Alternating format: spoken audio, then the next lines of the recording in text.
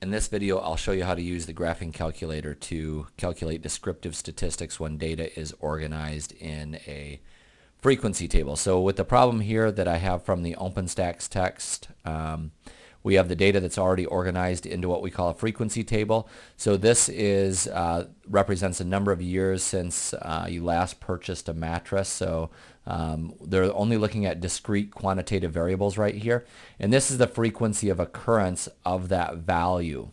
So what we'd want to do is we'd want to go over to our graphing calculator and we want to type this into our stats menu. So I'm going to click stats and I'm going to choose edit by selecting enter and selecting option 1, and you can see I already have the data for the years in list 1 and then the frequency in list 2.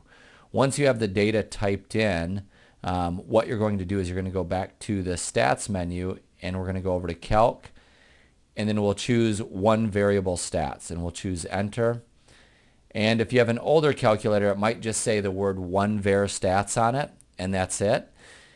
What you're going to want to do is you're going to want to type L1 because your data that you want to do the analysis on is in list 1, and then separate that with a comma. That's the button directly above the 7 for the frequency list. So I've got the list as L1, and I'm going to go down to the frequency list, and I'm going to go to second and then the number 2 to get L2. L1 you can see is directly above L1. So it's saying, okay, our data is in list 1, but the frequency of occurrence of those values is in list 2. And then when we go down and calculate this, it'll do the summary statistics for that data, taking into account the frequency of that value occurring. So this gives us our summary statistics. It gives us our sample mean. S with the X is a sample standard deviation. Sigma of X is the population standard deviation.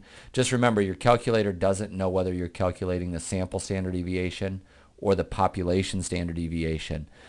So you have to be cautious of that when you get the answer. Just because it gives you sigma of X doesn't mean that's really the population standard deviation.